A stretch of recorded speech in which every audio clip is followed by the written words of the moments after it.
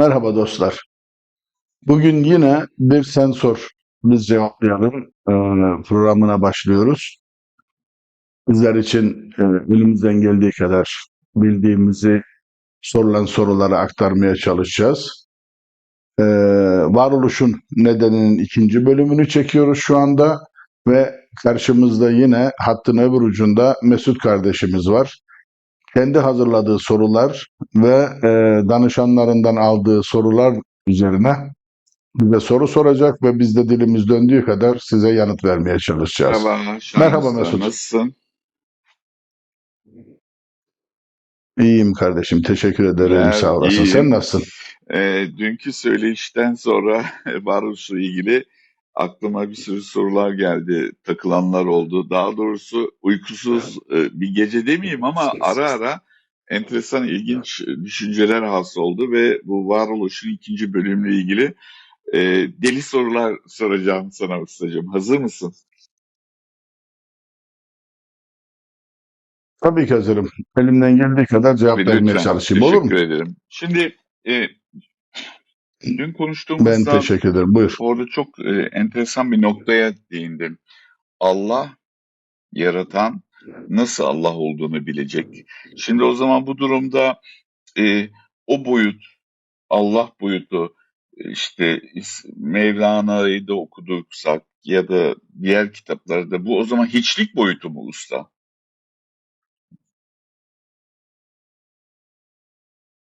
Evet, hiçlik boyutu. Ee, Her zaman dediğim gibi Allah katında her şey eşit, her şey aynı dengede. Küçük büyük, kalın ince, zayıf şişman, sarışın esmer diye bir kaydı yok. Hiçlik boyutu ve herkes aynı ebatta mı diyeyim artık onun aynı kalıpta, aynı şekilde, aynı görünüşte ve herkes bir damla Yani o zaman şunu da şeklinde. düşünebiliriz. Herkes aynı frekansta ve bu frekansın dışında kendini bilmek için, bilinci kendisini bilmesi için bu boyutlar yaratıldı. Yani işte yin yang, kadın erkek, iyi kötü, güzel çirkin. Bunun sebebi bu o zaman. Doğru mu? Şimdi Mesut, dünyada sadece kadın olsa, bir tane de bir yerden bir erkek çıkıp gelse, hiç kimse bilemez onun bir erkek olduğunu. Çünkü dünyada kadından başka bir şey yoktur. Ya da tam tersi, dünyada hep erkek olmuş olsa, kadının var olduğunu kimse bilemez. Dünyadaki herkes şişman olsa, zayıflığın ne olduğunu bilemez. Herkes zayıf olsa, şişmanlığın ne olduğunu kimse bilemez. Anladım ustayı ya. O yüzden o yüzden de he, her zaman bir artı bir eksi bir yin yang vardır yani. Olması gerek ki diğer deneyimi yapabilelim, yaşayabilelim diye. Anladım. Yani zıtlık oluşması gerekiyor ki deneyimleyebilelim. Yani bilebilelim diye gelişebilelim. Onu da anladım. O zaman bu boyutlarda biz bu boyutların o zaman farklı frekansları var. Biz kendimiz mi yaratıyoruz? Yani geçen programda şunu demiştim. Her bir ruh büyük bir evren. Yani ben o zaman kendi evrenimi kendi frekansımla yaratıyorum ve o frekansa eşdeğer uygun olan insanlar mı geliyor o frekansa dahil oluyor? Çekim yasası, çekim yasası diye. Yani sen o frekansı hazırlıyorsun, sen o deneyimi hazırlıyorsun, onu yaşamak istiyorsun ve bununla birlikte de o çekim yasasını yapıp yani onu kendine çekiyorsun. Anladım. Peki diyelim ki ben bunu hazırlıyorum ya da ben buraya gelirken bu boyuta, bu dünyaya gelirken ben bunu yaşamak istiyorum ama hazırlıyorum. Örnek veriyorum uç noktalarda. İşte farklı bir özüm var benim. Şimdi farklı bir bedenim ve bilincim var. Ama özüm diyor ki ya ben gittiğimde bir boğulmayı deneyimleyeyim uç noktada ya da işte ne bileyim e, bir yangında yanarak ölmeyi ya da tekerlekli sandalyede olmayı. daha olabilir. kötü, daha farklı Evet, şeyleri deneyimlemek istiyorum. Çünkü yaşamayı benim özüm deneyim. Evet. istiyor bunu. Şu andaki bilinç tabii ki istemez böyle şeyi. Ama diyelim ki ben bunu yaşayamadım. Ya da bir şey oldu, ben frekansımı değiştirdim, yaşayamadım ve bir şekilde bir enkarne oluyorum. Yani ne olacak sonucu? Ben hayal ettiğim ve istediğim, arzu ettiğim olay gerçekleşmedi. Şimdi şöyle bir şey. Eğer olur ya ki herhangi bir konudan, nedenden dolayı sen bunu yaşayamadın ya da sen olayın farkındalığına vardın. Burada iki tane yöntem var. Birincisi, sen zaten farkına vardıysan farkındalığına, bu konu senin için işlenmiştir, görmüşsündür ve çözülmüştür. Diğer konu, eğer sen bunun farkındalığına varmadın ama bazı nedenlerden dolayı bunu yaşayamadı isen, bir dahaki reenkarnasyonda bunu yaşama imkanın çok yüksek. Tekrar yaşama Ha, imkanı. yani şöyle diyelim, ders bitmediği için, ders açık olduğu için, diploma alınmadığı için onu yaşama Aynen, şeyim aynen, aynen. yüksek. Peki bu istek lütfen. Bir şey söylemek istiyorum. Burada müsaade edersen bir şey söylemek istiyorum. İzin ver. Ruh hiçbir zaman için senin acı çekmeni ya da e, ruh sensin aslında burada. Burada yine bir ikilem konuşuyorum ama anlatabilmem için mecbur ayırmam gerekiyor. Ruh hiçbir zaman senin acı çekmeni veya bazı şeyleri yaşamanı istemez ve sana sürekli olarak sinyal gönderir. Bak, oradan gitme, ayağın takılacak. Burada yürüme, bu olacak, bu olacak ya da e, işte o yemeği yeme, şunu yapma gibi.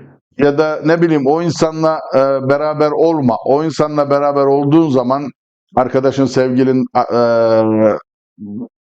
yani illa sevgili olmak şart değil. Gayet normal bir arkadaşlık da kurmuş olsan, o insanın sana getireceği zararı sana zaten daha önceden veriyorlar. Söyleniyor. Bunu sen duymuyorsun. Duyarsan sen olayın farkındalığına varmış olursun. Farkındalığına vardığın zaman da bu demektir ki senin bunu yaşamana gerek yok. Sen olayı fark ettin zaten. Ama ki anlamazsan ikinci bir şey sana tokat olarak gelir. Yani onu sen anlayabilmen için o olayı sana birebir yaşatırlar. Yaşayarak öğrenmek var. Bir de dinleyerek, öğüt alarak öğrenmek var. Bu şekilde mi algılayalım bunu? Ee, Öğüt almak değil de daha çok ruh sana öğüt vermez. Ruh sana anlatır, ruh sana gösterir, ruh sana söyler, fısıldar. Yani bunu bir şekilde sana anlatır. Bu öğüt vermez sana ama.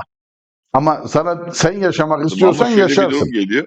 Şimdi şu- tabii ki bu cheesecake örneği vereceğim. Şimdi cheesecake yerken o tat farklı ama birisinin sana cheesecake'i anlatırken veya gösterirken uzaktan o başka usta. Yani bundan dolayı mı biz birçok şeyde yaşayarak, hissederek öğreniyoruz?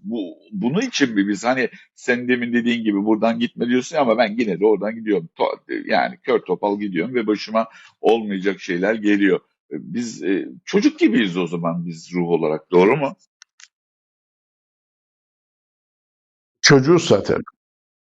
Yaradan'ın karşısında, Yaradan'ın huzurunda biz hepimiz çocuğuz. Onun çocuklarıyız.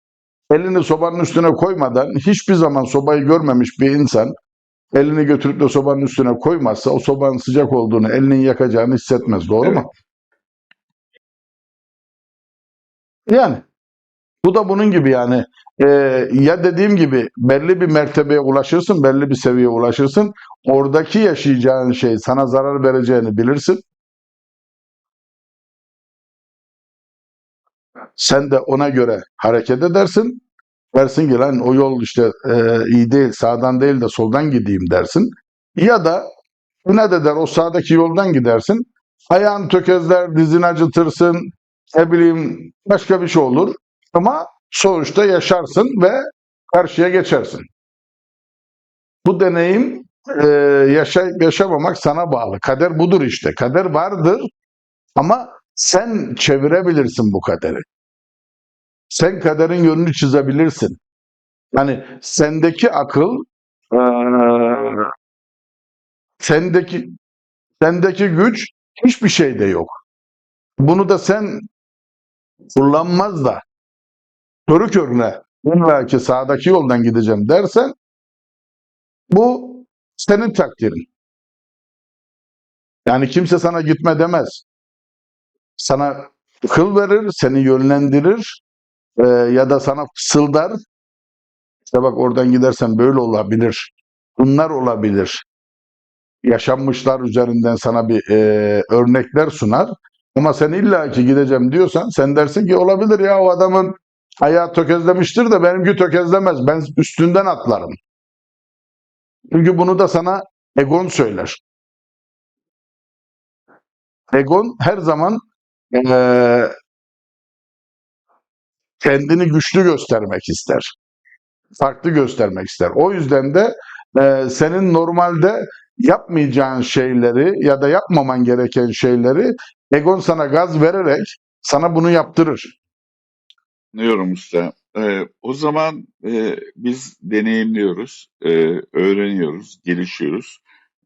Allah'ın yani Tanrı'nın veya Yahve veya God veya Manidu işte bütün kültürlerde farklı bir şekilde sıfatı olan e, Yaradan.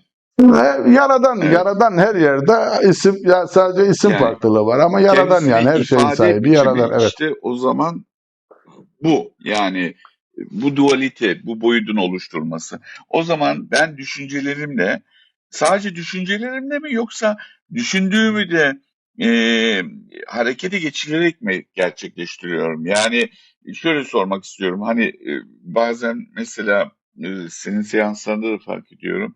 Yani bu hastalığın sebebi sensin dediğin zaman gözleri büyüyor insanların. Yani bu varoluş boyutunda ben niye isteyeyim diyorlar mesela. Ben ne yaptım ki hasta oldum? O zaman bu frekanslarla, bu düşüncelerle kendi boyutumuzu oluşturduğumuza göre her şeyi biz gerçekleştirebiliriz. Biz iyileşebiliriz de, biz istediğimiz doğrultuda bir hayatta yaşayabiliriz o zaman. Doğru mu? Tabii ki. Tabii ki, niye dünyadaki bazı insanlar çok güzel yaşıyor, bazıları orta halli, bazıları dibe vurmuş şeklinde yaşıyor? Her şey senin elinde. Niye? Senin o zenginden farkın ne? O yatı katı atı olanın senden farklı hiçbir şey yok. O da 9 aylık, sen de 9 O aylıksın. insanlar daha mı farklı o zaman düşünüyorlar? Frekansları daha mı farklı o insanların? Tabii ki, tabii ki. Düşünce frekansları farklı. Hırs var, kazanç var, istek var. Dolayı onlar da o şekilde hedefine ilerliyor. Hani diyoruz ya bazen Allah yürü ya kulum demiş Bak, ona. bak, Öyle bir muhabbet var ya bizim kültürümüzde. sen kendine ya yürü ya kulum diyorsun. Allah da, Yaradan da senin için o kapıları açıyor. Yani buradaki eee, ne olduğunu kabul etmek var, bir de ne olmak istediğini kabul etmek var. Kendini bulunduğun ortamda daha yüksekte görmüyor isen ya da daha iyi olmak istemiyor isen o seviyede de kalırsın. Yükselmezsin. Bu senin limitin orası. Senin kapasiten orası. Adım usta. O zaman frekans titreşim olduğu için ben üçüncü gözü veyahut da farkındalığa vardığımda diyeyim ve bu senden eğitimi aldığımda bu yolda ilerlediğimde ben de titreştiğime göre bir titreşim içine bir rezonans olduğuna göre o zaman ağaç da böyle olduğuna göre, çiçek de olduğuna göre, hayvanlar, her şey. O zaman ben hepsiyle konuşabilirim. Doğru mu? Tabii ki. Tabii ki. Eğer o frekansı, o titreşime inersen hepsiyle konuşabilirsin. Gereken vibrasyonu, titreşimi vücudunda yaratabilirsen hem konuşabilirsin, hem hareket edebilirsin, hem yok olabilirsin, hem bir araya İnersem gelebilirsin. dedin de o kelimeyi kaptım. Ağaçlarla konuşurken, çiçeklerle. Yani düşürmek mi frekansı, yükseltmek mi? O anki o ağacın durumuna göre, senin frekansının dengesine göre.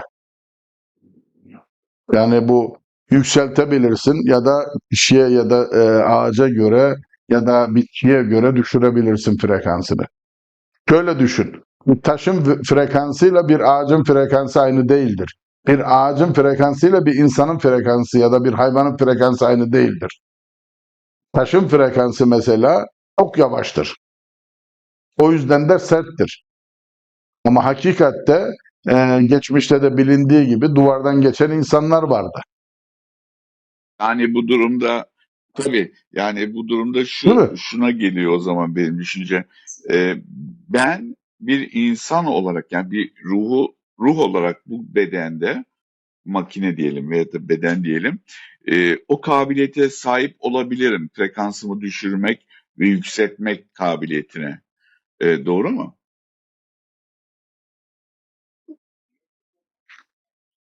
Mesut, sen her şeye sahipsin. Sadece aktif etmen gerekiyor. Aradaki tek olay bu. Sen her şeye sahipsin. Yani düşünsene, e, beyninin %3'ünü, %5'ini kullanıyorsun. Yani kafanda 2 kilo beyin var. Örnek, yani sadece onu gösteriyoruz şu anda, o formalite bir görünüş de. 2 kilo beyin var ve sen bunun 2 gramını kullanıyorsun. Bilemedin 5 gramını kullanıyorsun. Nerede kaldı bu 1 kilo 950 gram ya da 995 gram? Niye kullanmıyorsun? Eğer ki sen kendi kapasiteni %100 kullanırsan ağaçla da konuşursun, hayvanlarla da görüşürsün, duvardan da geçersin, bir yerde yok olur, bir yerde var olursun. E, Aynı anda 3-4 yerde birden olabilirsin. Ama buradaki bütün olay kendini aşmakta. Yani beynini, o bir sözde de beynini %100 kullanmakta. Bunun için de bütün çakralarını önce aktif ediyorsun. Kalbinle, kalp çakranla görüşüyorsun. Dinlemeye başlıyorsun. O seni eğitiyor, yönlendiriyor.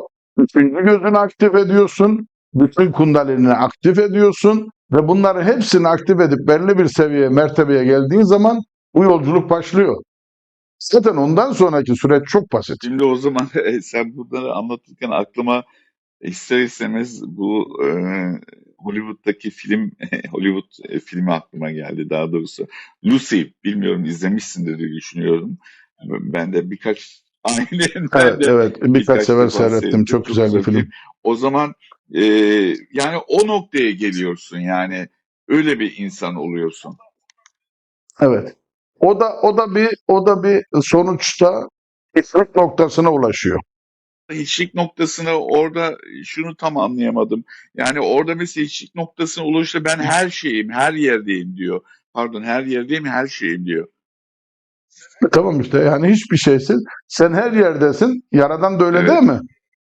Her yerde ama hiçbir yerde. İşte o biraz, evet, bizim tabii Yaradan da öyle değil mi mantığımız yani her sonuçta? yerde ama hiçbir yerde, işte aynı zamanda e, çoğu zaman sorduğumda söylüyordum mesela, hem var hem yok diye cevap veriyordun. Benim kafa çok karışıyordu. Nasıl oluyor? Hem aynı zamanda var hem aynı zamanda yok.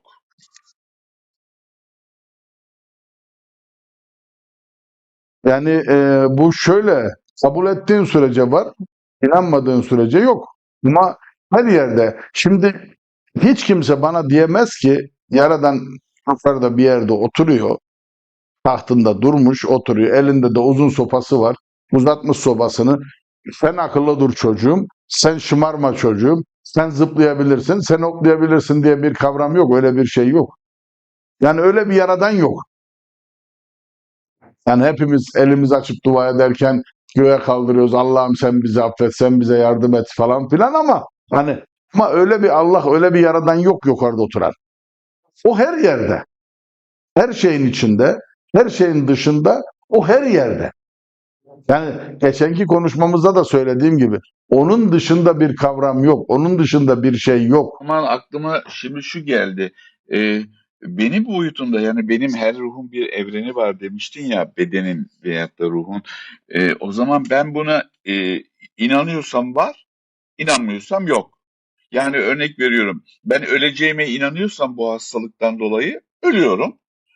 Ölmeyeceğim, iyileşeceğim diye inanıyorsam iyileşiyorum.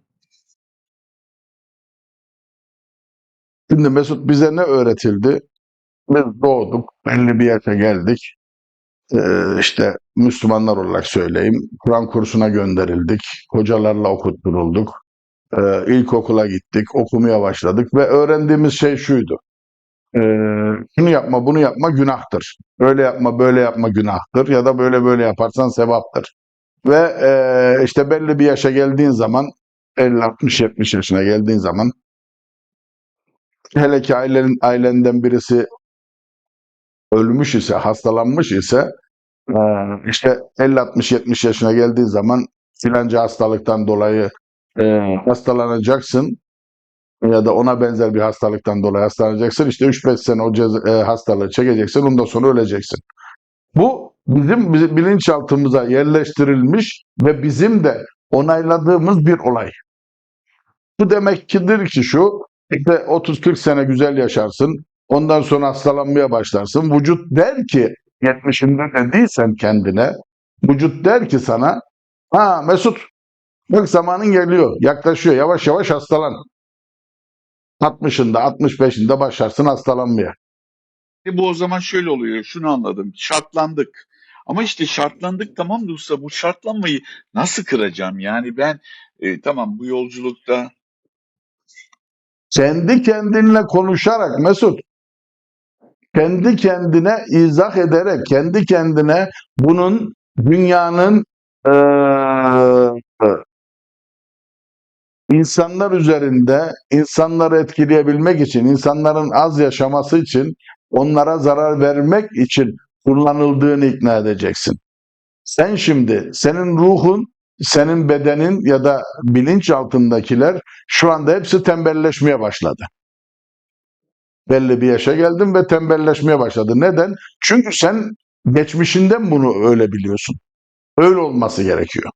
60'ına geldiğin zaman durulman gerekiyor kardeşim.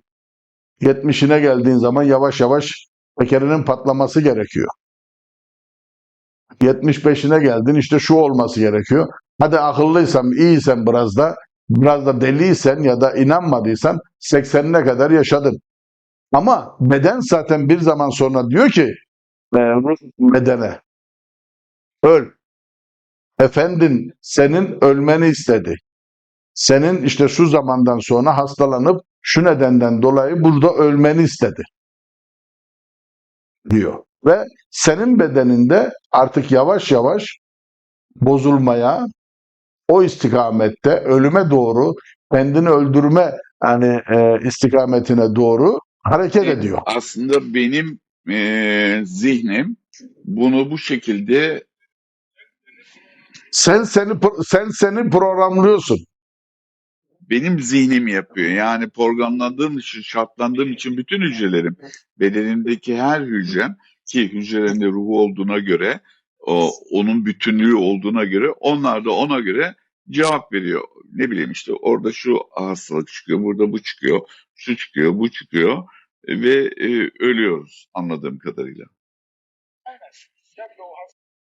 Aynen. Sen de o hastalıklı bölgeye, oradaki hastadaki hastalıklı ruha zamanında senin verdiğin emirleri, telkinleri söyleyerek değiştirirsen, izah ederek, anlatarak öyle değil böyle diye değiştirirsen daha uzun yaşarsın, daha mantıklı yaşarsın, daha anlamlı yaşarsın. Ya da hastalıksız bir hayat sürersin. Ama bunu sen kendine anlatman lazım. Bak ben mesela bir şey söyleyeyim sana. İlk ben sigarayı bıraktığımda önceden ben çok sigara içiyordum. Yıllar oldu bıraktım. İlk bıraktığımda hocamın yardımıyla, benim ustamın yardımıyla bırakmıştım. Sonra aradan 6-7 sene sonra mı diyeyim yalanım oldu. Tam emin değilim yalan olur şimdi. Ben tekrar başladım. Ve tabii ki her seferinde kendimden tiksiniyorum, hiç sevmiyorum. O sigaranın verdiği rahatsızlıklardan dolayı falan. Akşamları yatarken kendi kendime anlatmaya başladım. Sigaranın zararını anlatmaya başladım.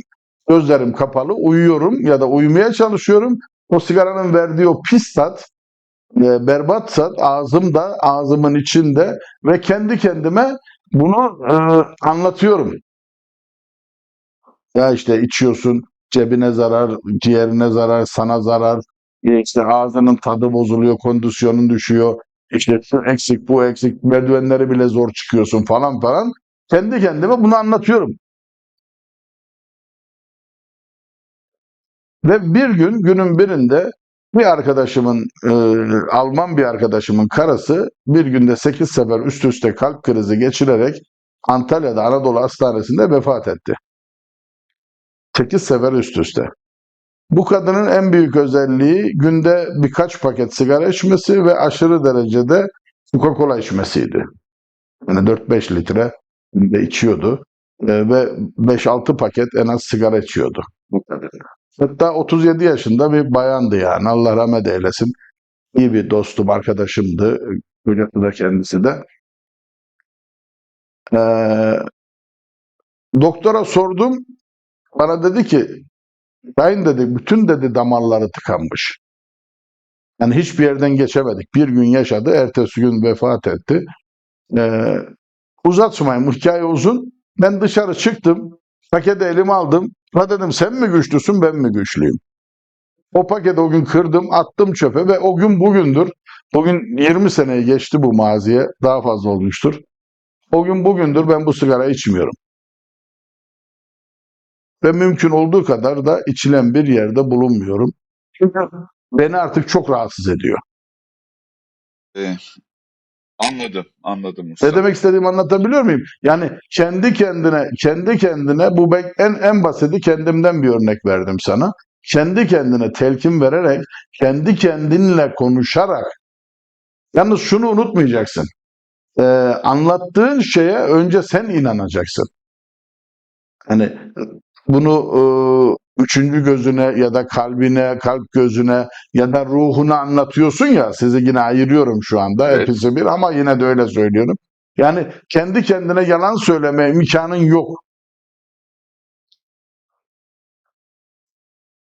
Kendi kendine yalan söyleme imkanın yok. Yani öyle bir şansın yok. Onun için de yani kendine dürüst ol. Ve bunu gerçekten rahatsız olduğunu, rahatsız ettiğini seni anlat. Bu alkol olsun, uyuşturucu herhangi bir şey olsun, sigara olsun ya da başka bir konu olsun ya da hastalık konusu olsun, yaşam olsun. Yani e, neyi hayatında istemiyorsan ve kurtulamıyorsan en iyi yöntem kendi kendine izah etmek, Yani gereksiz anlatmak. yere bahane arama diyorsun. Yani Yani en büyük yalanı insan kendisine söyler. Hani sen bana yalan söylemişsin çok önemli değil. Ben dış kapının mandaliniyim. Bana 2 gün sonra unuturum seni ya da sen beni unutursun. Bana söylediğin yalan. Ama kendine söylediğin yalanı yani hiçbir o zaman benim işte unutamazsın. kendime söylediğim yalan o zaman benim şeyim oluyor yani manifestom mu oluyor yani emir telakisi. Hani kendi kendini manipüle ediyorsun.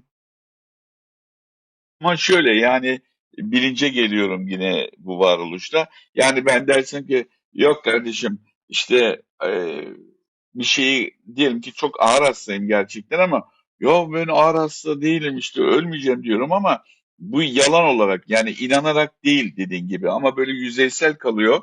O zaman hiçbir faydası olmuyor. Doğru mu? Doğrudur. İnanaraktan Hanım, inanaraktan Yani ikna kast şu edeceksin mu kendini. usta? bütün hücrelerin, yani bütün benliğinle tüm bedenin, tüm hücrelerin bunu bilmesi yani. Bu mudur yani? Yani konuş kendine, izah et, anlat. Karşıdakini, yani karşıdaki seni ikna et ki inansın ki sana yardımcı olsun. Sana senden başkası yardım edemez. Bunun da en büyük şeyi sensin. Sen kendini ikna edeceksin. Sen kendini anlatacaksın. Sen kendine izah edeceksin Ki usta, bu hakikati. varoluşta ben bunları yapıyorum. Tamam, bu yolda ilerliyorum. Ama etrafımda dediğim gibi sosyolojik biz bir varlığız. Bir sosyolojik olgu var. Çevremiz var, arkadaşlarımız, dostlarımız var, eşimiz var, çoluğumuz, çocuğumuz var. Bunları yapmaya çalışıyorum ama her şekilde, her zaman bir şekilde bunu yoldan çıkıyorum veyahut da yapmamaya başlıyorum ya da kaçmaya başlıyorum. Biliyorsun benim kaçışlarım çok meşhurdur. Ondan sonra geldiğin, yani bu çevreden mi kaynaklanıyor? Onların enerjilerinden mi kaynaklanıyor? Bir insan bunlara mı karşı duyamıyor varoluşta? Yani bu bubble'ın, hani ben bir damlayım ama diğer damlalar da burada. Birbirimizi etkilediğimiz için mi bu varoluşta bunlar gerçekleşmiyor? Hem evet hem hayır. Eğer sen ki dışarıya dönük bir yaşam sürüyor isen, yani insanlar ne söyler, nasıl davranır, nasıl eder diye, o zaman dış etkenler seni etkiler. Ama ki sen içeriye dönük kendinle uğraşırsan, ilgilenirsen, dışarıdakinin ne söylediği, ne düşündüğü, senin nereye gittiğin, nasıl yaptığın, ne ettiğin sadece seni ilgilendirirse o zaman sen kazanırsın. Sen dış söylemlere, başka insanların söylemlerine çok daha fazla değer verirsen, onlara çok fazla, onların yönlendirmesini kabul edersen öyle olur. Ama içine dönersen, iç sesine ve kararlılığını gösterirsen, o zaman kendi senin istediğin oluyor. Anladım usta. Şimdi Mesut, şuraya 100 tane insan getir ya da 1000 tane insan getir, oturttur ve her birine aynı konu ver. Herhangi bir şey, eline bir gül tutuştur 1000 kişinin ve bu gül hakkında bana bir şey söyledi. Bu 999'u veya da 1000'i ayrı bir şekilde sana açılım yapar. O gül hakkında. Doğru Doğrudur, mudur? doğrudur usta. Yani bunun nedeni kişilerin, insanların kapasitesine bağlıdır. Ne kadar tahsillidir, ne kadar ileri görüşlüdür, olayı hangi gözle görür, at gözüyle mi görür, evreni açarak mı görür, her şeyi farklı gözle mi görür, farklı mı kabul eder? Bu 1000 kişi sana o yüzden de 1000 tane ayrı cevap verir. Kimisi cahildir, hiç okumamıştır, sürekli kulaktan duyma, geçmişten, dedelerinden gelen hikayelerle büyümüştür. Hiçbir şey okumamıştır ve o bilinçle geçer senin karşında oturur ve sana o gülü anlatmaya çalışır. Birisi de çok çok okumuştur, profesör olmuştur, doçent olmuştur ya da adı neyse, ne kadar yükseldiyse öyle yükselmiştir. Onun da bir gülü sana anlatışı daha farklıdır. Ama bunların ikisinin arasında birisi vardır ki ya da birileri vardır ki bunlar da kendi iç seslerini duyup kendileriyle beraber sana izah edenler vardır. Bu da hakikati anlatanlardır. Çünkü o profesör olan, o doçent olan en büyük doktor, ben kimseyi yargılamıyorum, lütfen beni yanlış anlayan olmasın. O zat, o kişi okuduğu kadar, gördüğü kadar, okuduğu kitaplar kadar bir e, yöneticidir, bir eğitmendir ya da bir kişidir. Eğer bu kişi, bu profesör kendi içine gitmediyse, kendi ruhuyla konuşmadıysa, kendisinin bilgisini, ruhunun bilgisini o kendi okuduğu bilgilerine yapmadıysa, benim gözümde o profesör o çocuk kadar cahildir ya da o köylü kadar hiç okumamış Böyle diye hitap ediyoruz. Kötüleme amaçlı değil. Lütfen yanlış anlamasın. O cahil insan, hiç okumamış insan kadar aynıdır, yani aynı seviyededir. Anladım usta, anladım. Çok teşekkür ediyorum. Bu varoluşun içinde birçok sorularıma cevap oldu ama burada farklı bir konu işlemek istiyorum başka bir söyleyişte.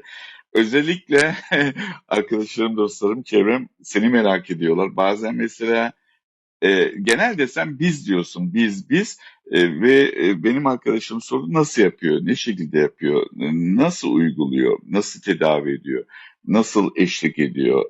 Onu söyleyişini seninle yapmak istiyorum. Onu da biz kimiz konusu altında. Eğer müsaaden varsa sen de izin verirsen. Tabii ki, tabii ki. Bir dahaki görüşmemizde inşallah Teşekkür ediyorum bu olabilir söyleşin Mesut. için ustacığım. Çok sağ ol. Kendine iyi bak. Ben teşekkür ederim. Ben de kardeşim. Evet dostlar, yine bir programın sonuna geldik. Biz sorun, biz yanıtlayalım programına. Bu arada Mesut kardeşime çok teşekkür ediyorum. Bu konuda bana çok yardımcı oluyor. Benim konularımı anlatabilmem için bana destek oluyor. Allah razı olsun ondan. Ya, her zamanki gibi YouTube kanalımızda bize ulaşabilirsiniz. Bize sormak istediğiniz soruları yazabilirsiniz. E-mailimizi atabilirsiniz. Biz de elimizden geldiği kadar sizlere cevap vermeye çalışacağız. Sağlıcakla kalın, ışıkla kalın.